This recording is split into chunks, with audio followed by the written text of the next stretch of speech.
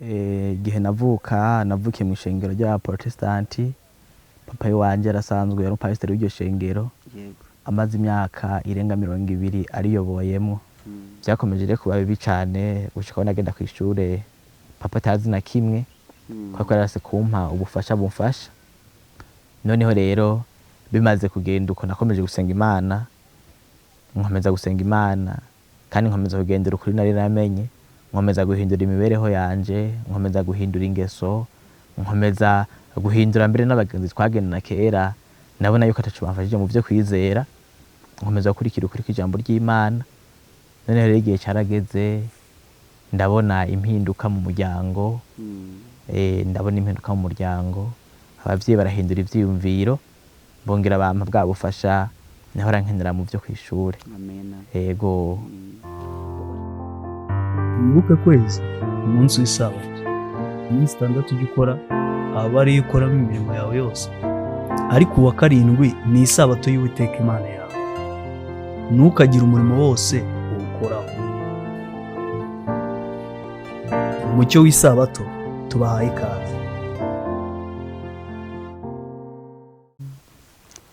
Muvandimwe muri Kristo Yesu, duhuriye kuri uyu murongo w'umucyo w'isabato, ndakuramukije mu izina ry'umwami wanjye Yesu Kristo. Ubuntu n'amahoro biva ku Mana bibane nawe. Nejejwe nuko Imana nanone iduhaye amahirwe yo kongera kuboneka muri uyu mwanya w'ingenzi wo kongera gutekereza ku butangaza Imana ikorera abantu bayo. Kandi ntabwo nje njyenyine, nazanye n'umushyitsi turi buze kuganira. Burya rero dufite indirimbo nziza cyane mu gitabo cyo guhimbaza Imana cy'Abadiventisi umunsi wa 7 kivuga ngo ujye uvuga ibya Yesu, uze uduhumurishe ibyo yagukoreye. Mwene data rero tugiye kubana aje kutubwira ibyo Kristo yamukoreye, kugira ngo urwana urugamba nk'urwo yarwanye abashe gukomezwa n'ubwo buhamya umuvandimwe ari budusangize. Abo tudasanganwe nitwa Eric Habyarimana, kandi nari maze kubivuga yuko nzanye na mwene data. Nge nkunze kuboneka kuri murongo w'umucyo w'isabato. Mwene data nawe nguhaye karibu kugira ngo usuhuze abantu ku mucyo w'isabato, kandi ubibwire mbere yuko dukomeza ikiganiro. Nakoze cyane mwene data Eric. Ndabaramukije mwese dukurikirana murikiye mu mucyo w'isabato, ngo ubuntu bw'umwami wacu Yesu Kristo bukomeze kubana namwe. Amen. Uwo muvugana ku mazina yanjye ni Nyabenda Elimonde, nkaba nsangwa ndi mwiza w'ishingiro ryawe rifite umunsi w'indwi. Noneho rero mukomeze kugubwa neza kandi mukomeze kubana natwe muri iki kiganiro mu izina rya Yesu. Amen. Elimonde rero tuguhaye ikaze ku mucyo w'isabato, wiyumvemo ikaze kuri iyi kamera y'umucyo w'isabato. Elimonde twahuriye mu materaniro y'ivugabutumwa turi gukorera ku musozi wa Gitsinda, aho ni mu gace ka Buyengero, muri Rumonge, ni hafi y'ahitwa Igasema. Twagendeye itorero rya Gasema, cyakora ntabwo turi gukorera ivugabutumwa ku itorero, ahubwo turi ku musozi umwe aho iryo torero ribasha kugera. Twaje mu bikorwa by'ivugabutumwa ndetse na Elimonde afatanije nanjye kubwiriza ubutumwa bwiza. Ndagushimira Elimonde witabiriye uyu muhamagaro. Tukaba turi kumwe hano mu kuvuga ubutumwa bwiza. Igihe maze kubwiriza ubutumwa bwiza, uyu nawe atubwiriza ibijyanye n'amahame y'ishengero, bya byigisho bimenyerewe nk'ibya projecteri, bivuga cyane ukuri kwa Bibiliya muri ya mahame y'itorero ry'Abadiventisi umunsi wa 7 bizera. Mbere rero yuko tujya mu kiganiro nyirizina, reka nkurarikire kugira ngo ubanze usenge dukomeze ikiganiro. Yego, dusenga Imana. Mwami Imana yacu, turagushimiye ko waturemye mu ishusho yawe, izina ryawe nirihabwe icyubahiro. Amen. Noneho rero tugushimiye ko wemeye kutuyobora tukaba turi muri iki kiganiro. Ndagusavye ngo uyobore intekerezo zacu, kandi ibyo tugiye kuganiraho bibi byubaka imitima ya benshi abazovyumva, kugira ngo bube buhamya benshi, kandi nabo bakazokwizera ku bwabyo uzobukoze Mwami. Amen. Tuzirikane rero baye natwe gushika duhereze ikiganiro mu izina rya Yesu. Amen. Ndakoze cyane. Elimonde. Yego. umaze kutubwira ko uri umwizera w'Abadiventisi umunsi wa karindwi, ariko kandi uje kudusangiza intahe cyangwa se ubuhamya bw'uko Imana yaguhamagaye. Mbese ubusanzwe wavukiye hehe? Wavutse wisanga muri he shengero? Waje mu Badiventiste uturutse he? Ese iby'Imana wabimenye ryari? Wabikuriyemo? Wabimenye ukuze? Byagenze gute mbere yuko umenya ukuri kw'iki gihe nk'uko kwigishwa n'Abadiventisi umunsi wa karindwi? Yego, murakoze cyane muvandimwe Eric. Igihe navukiye mu ishengero ry'Abaprotestanti. Papa wanjye arasanzwe yari pasiteri w'iryo shengero. Yego. Amaze imyaka irenga 20 ariyoboyemo. Nakuriye muri ryo rero ndi umwana w'umuhererezi. Abo tuvukana bose bari bavutse asanzwe ari rimwo. Twese twakuriye muri uwo muryango w'abantu bakijijwe. Yego. Yego. Noneho rero nigiye gusanga mu gihe nari maze imyaka isaga 19 ndi muri iryo shengero, nza gusanga ntabwo nigeze menya Yesu nubwo nari narisengeramwo, kubera ko uko nabibona nasenga kubwo abavyeyi.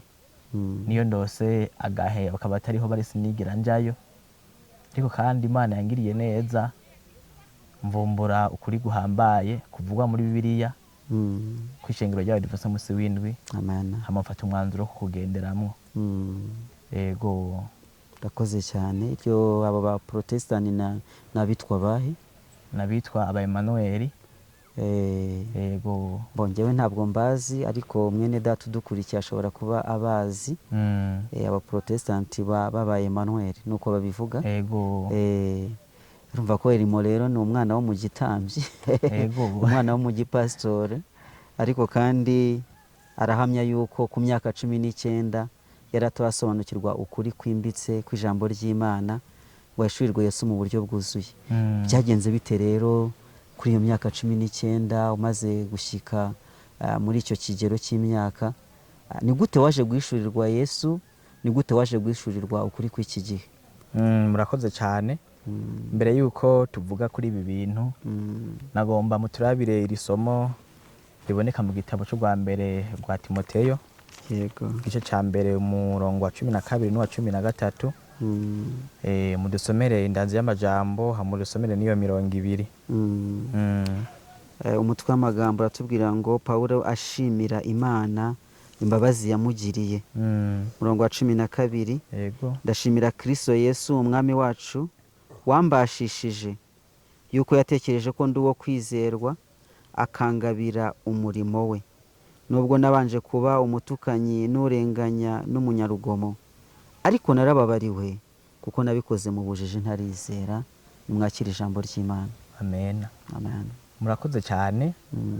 Pawulo yavuga amajambo n'igihe nawe ubwiwe yari yamaze kumenya ukuri, kandi akibuka ko hariho ingeso za kiragirimo zitari nziza. Yego. Niyo mpamvu nifuje gutanguza iri somo, kubera ko aho Imana iba yarakuye umuntu haba ari ahantu hahambaye. Abenshi uza gusanga bavuye mu ngeso zabo za kera, ariko Imana ikaba yagiriye ubuntu nabo bakamenya ukuri. Nanje nuko byangendekeye. Nari maze iyo myaka yose ariko mvuga ko nsenga ariko ntazi Yesu, kubera ko igihe namenye ukuri niho nagiye kubona neza ko ntigeze nkorera Imana n'umunsi wa rimwe, ahubwo ibyo narimwo bitari byemewe n'ijambo ry'Imana. Noneho rero nagiriwe amahirwe adasanzwe, habera igikorane hejuru yo muhira muri 2015. Numva ubutumwa bwariko barahavugirwa, ariko ubwo ntibwafashe kuri jewe, ariko byagumye mu ntekerezo zanje nubwo butagize ubushobozi kuri jewe. Ariko igihe runaka ndi muhira, navumbuye igitabo cy'ibizwe bihambaye. Icyo gitabo ndakivumbuye kuko nahisanga ndi umuntu nkunda gusoma ibinyamakuru. Ni navyo byamfashije n'uyu munsi kuba nkunda gusoma ibitabo by'ijambo ry'Imana. Cyiza cyane. Noneho rero mvumbukira kuri icyo gitabo ndagisoma. Maze kugisoma undi munsi nkomeje kugisoma niho nashikira ku cigwa ca 25 kivuga ngo ibwirizwa ry'Imana ntirihinduka. Yego. Kiri no mu vyigwa nasomye inshuro nyinshi kugeza uyu munsi. Ndagisoma ndagisobanukirwa n'amasomo ya Bibiliya ndayasoma. Niho navuga ati nubwo ndi umwana w'umuhererezi mu muryango iwacu, kandi nkaba navukiye mu muryango kuba pasitoro singomba kuguma muri ivyo, ndagomba gufata ingingo yo kugendera ijambo ry'Imana rivuga ko maze kubisobanukirwa. Kujo gira natangura kugira ibitekerezo, ndahanuza umugenzi wanje nubwo ati hari amajambo nasomye kandi ahambaye, kandi nawe nzo yakwereka. Nihambye ati ibi ni ivy'ukuri niko biri, twese ko naje gusa ntafata umwanzuro ngitinya kubera ko abavyeyi kwa nkiri kw'ishure.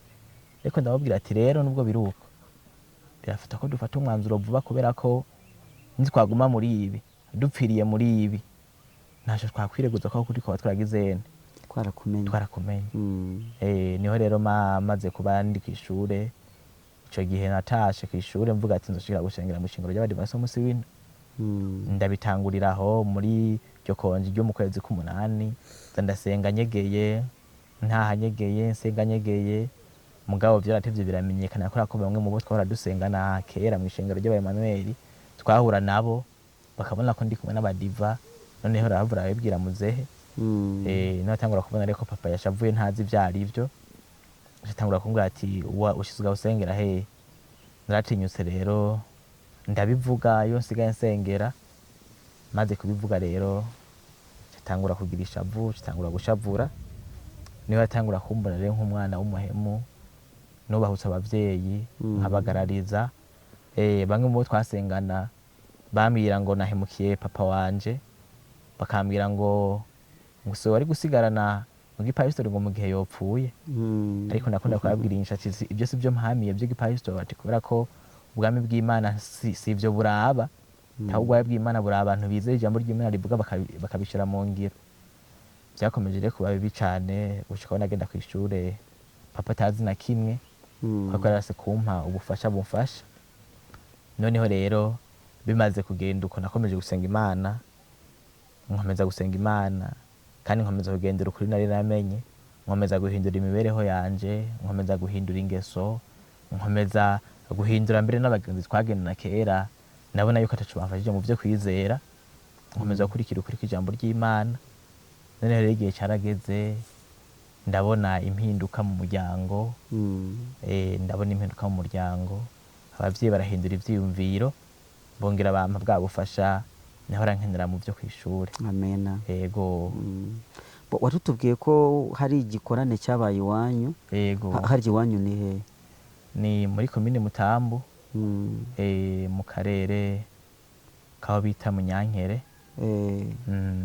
Ntabwo ndi buhamenye jewe, ariko hari bene data abashinganahe abarundi baraza kuhamenya. Ni muri no Rumonge cyangwa n'ahandi? Oya, si muri no Rumonge. Ni muri Bujumbura ya kera. Okay. Yego. Ubutumwa bwiza rero bukugezeho, wumvise igikorane kibera ku musozi w'iwanyu mu mwaka w'2015. Nibwo wahise wakira ubwo butumwa ugendera muri iyo programme, cyangwa hari igihe cyanyuzemo? Hari igihe cyarenganye.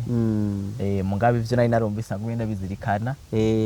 Ndavuga ati bijya bintu birashobora kuba ari ukuri.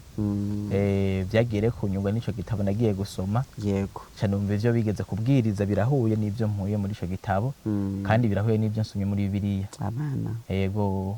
Ubwo watangiye ko mu Adventiste ryari? Nkurikije ibyo wari utubwiye ko icyo gitabo, none watangiye kugendera muri gahunda y'Abadventiste b'umunsi w'indwi, ukagendana nabo kugeza ubwo muzehe wawe amenye yuko usigaye usengana nabo. Icyo gihe cyari ryari? Icyo gihe wari mu mwaka w'2021. Yego. Yego, mu mpera zawo. Mpera zawo natanguye kuja muri ivyo. Mugabo muze hatarabimenya. Yego. Yagiye kubisobanukirwa neza mu mwaka w'2022. Muri iryo cija ryaho, aho yabona ko sigaye nsengera muri iryo shengero. Bisiguye yuko umwaka wa 2022 aribwo wabatijwe? Yego, tariki 24. Yego. Kwezi kw'icenda. Mwaka wa 2022. Imana ishimwe. Birantangaza cyane. Nababwiye yuko Elmo ari umubwiriza, ni uri kubwiriza bya byigisho nababwiye by'ukuri kwa Bibiliya kumbe mu mahame 28 iby'Abadventiste b'umunsi wa karindwi bizera. None se biriya bintu ubimenye nyine muri icyo gihe gitoya guhera mu mwaka wa 2022. murakoze cyane kuri ico kibazo canyu. Noneho kuva ico gihe mbatizwa mu ishengero ry'Abadiventiste umunsi w'indwi, nakunze ukuri kw'iryo shengero, nkunda gusoma ivyanditswe vyera, kandi numva ihame nk'uko twamaze gusoma rirya somo Pawulo yavuze ko Imana yamugiriye ubuntu kubera ko ivyo yakoze atari bwabisobanukirwe kubwo kutizera, ariko nawe afata umwanzuro wo kuzobubwira abandi. Bimaze kugendera uko rero naciye mvuga ati nanje ndakwiye kugira iryo hame, iryo hangiro ryo kuba umuvugabutumwa, kugira ngo kuri namenye nanje kuze kumenye abandi. Niko rero guca ngira umuhati wo gukunda gusoma Bibiliya, ngira umuhati wo gukunda gusoma ibitabo vya mwe mu buhanuzi vy'Abadiventiste umunsi w'indwi, kugeza aho niyumvira ko nanje noshobora kuba umuvugabutumwa, kuba umubwiriza kugeza nino saha. Ariko ndabishimira Imana kuko yabanye nanje, ikaba yamfashije mu iryo hangiro nihaye. Amen. Yego. Utangiye kuba umubwiriza butumwa ryari? Gereranije ese umaze gukora nk'amateraniro y'uvugabutumwa, ndavuga ibikorane bingana gute guhera igihe uhereye mu Adventiste umunsi w'indwi? Guhera igihe mbere mu Adventiste umunsi w'indwi, nibuka ko maze gukora nk'ibikorane bishika 4, kandi ivyo byose bwofashwa n'Imana nibuka ko vyagenze neza. Amen. Kuko numva mfise umuhati wavyo, kandi narasenga Imana ati nubwo atacumba nashoboye, ariko ko ari iryo hangiro nihaye, ubinshoboze nanje ubwanje. Yego. Ngira ngo abadukurikiye, abaduteze amatwi babasha kunezezwa n'ubuhamya bwa mwene data Elmo, uwemeye kurarika kw'Imana akamenya ukuri kwayo kandi agashishikarira kubibwira abandi. Turi kuri uyu musozi tuzanye inkuru nziza ya yindi twamenye, maze tukayizanira n'abandi. Nyamara hari bene data, hari abavandimwe dusangiye ukwizera, yewe bashobora kuba barabivukiyemo nk'uko nanjye nabivukiyemo, ariko badafite umuhati nk'uyu. Ni urubanza kuri twe rero, ni urubanza niba umuntu wamaze kubyakira mu mwaka wa 2022 uba ari umubwiriza ukomeye cyane, ukoresha amavuna. Amaze kuvuga ko amaze gukora amavuna agera kuri 4. Murabizi amavuna ntabwo aba buri munsi, kenshi na kenshi ni mu mwaka cyangwa se mu gihembwe. Amaze gukora amavuna agera kuri 4 kandi meza cyane, ari kutwigisha ibyigisho byiza. Nubwo ari nijoro biragoye ahari kuzarikodinga ngo azaduhe ibyigisho, ariko turaza kubivugana turebe niba hari ibyigisho yazadusangiza. Nuko rero turabararika mu izina rya Yesu, namwe abaduteze amatwi ngo twigire kuri mwene data, ngo bidutere intege yo kujyana ubutumwa bwiza. None Elmond, tugera no ku musozo w'ikiganiro cyacu. Urumva inzira Imana yakunyujijemo, cyane cyane ku isano wari ufitanye n'umuryango wawe n'intambara warwanye nayo. Batubwiye ukuntu bageze ubwo bakwima ubufasha bw'ishuri, ubura minerivare, ubura amakaye yo kwigiramo, ubura amakaramu, ubura uniforme, ariko Imana ibana nawe. Mbese Imana dusenga yabanye nawe koko, uza kubona ubufasha wari ukeneye ku babyeyi mu bundi buryo? Murakoze cyane. Ego, Imana yabikoze mu buryo butangaje. Amen. Igihe abavyeyi basa n'ababihagaritse, nabonye ubufasha mu bundi buryo. Mu gishingo bari gukora nabonye abandi bantu babikoze, Imana yacishijemo bakora igikorwa nk'icyo abavyeyi bari gukora, kandi babikora neza ku buryo nabaneje kwiga ico kiringo atangurane nimwe mfise. Imana ishimwe cyane. Ego. None se wabwira iki abahanganye n'ingorane nk'izo wahuye nazo, babandi nabo bari kurwana n'ibigeragezo by'amahitamo yabo, rimwe na rimwe bakumva bagiye gucika intege? Ni iki wababwira ukurikije ubwo bunararibonye wanyuzemo, ukurikije uko Imana yabanye nawe?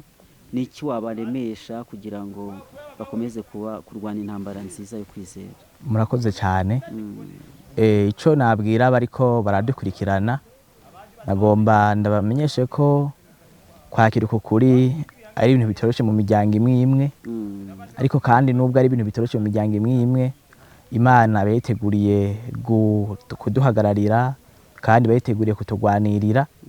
Ntabwo intambara bari yacu, ntabwo intambara bari yacu, ariko kandi ico dusabwa ni kuba twafashe umwanzuro wo guhitamwo tukemera kugira mu nama z'Imana, tugasenga Imana iba yiteguriye kuturwanira intambara, kandi ku mpera za byose Imana iranahindura bamwe mu batugwanya igahindukiza ivyiyumviro vyabo, bakabona ko vy'ukuri bariko baraturenganya.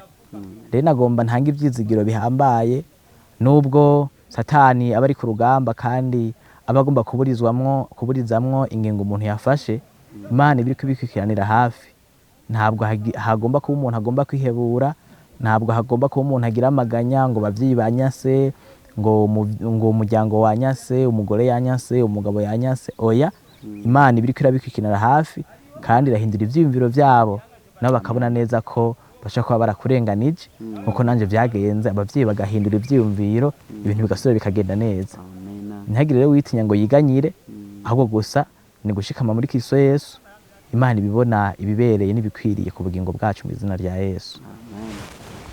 Muvandimwe Elmo, urakoze ku buhamya udusangije, ariko nk'ikibazo cya nyuma ndi gutekereza umurimo urimo w'ivugabutumwa nk'umusore.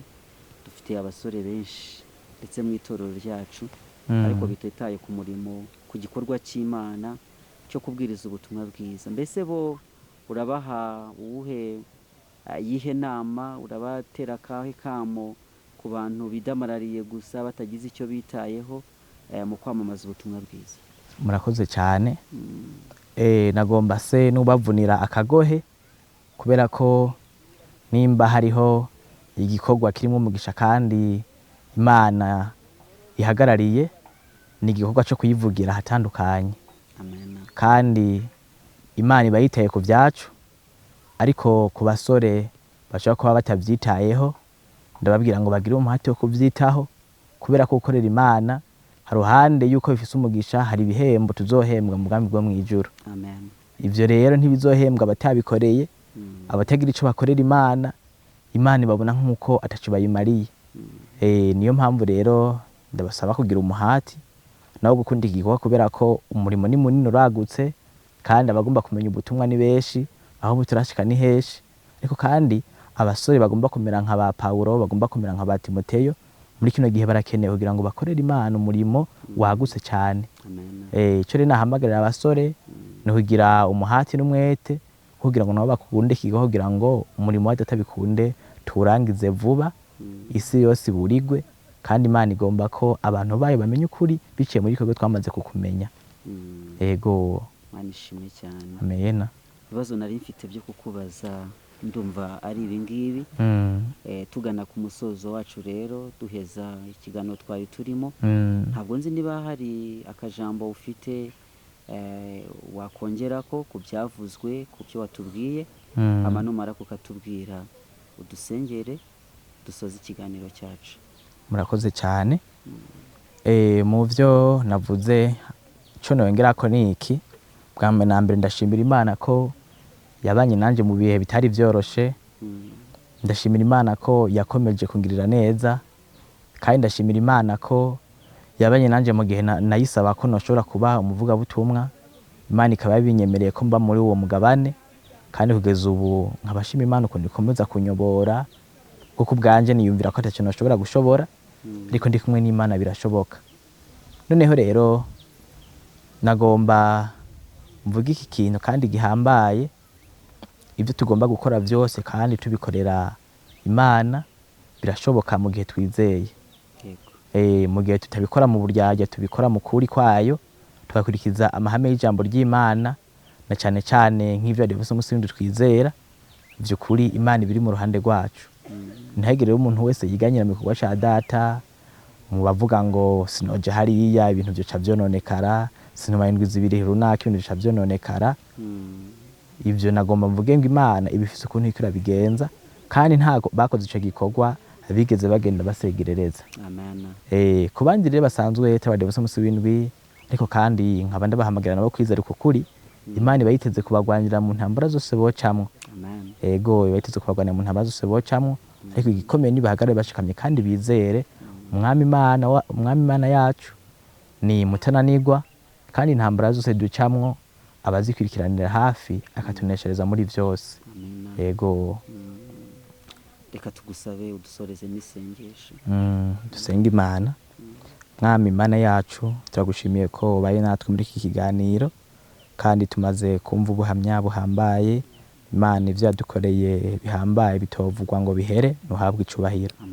None rero ndasaba ngo iki kiganiro ubwo kirangiriye hano, abaza kumva ubuhamya bwacu uze gukora ku mitima yabo, ubutume nabo bashobora guhagarara bashikanye muri kino gihe uzobukoze Mwana. Komeza rero bayi natwe tugirire neza kandi ukomeze gutyorora imitima yacu ubu n'ibihe byose mu izina ry'Umwami wacu Yesu Kristo. Amen.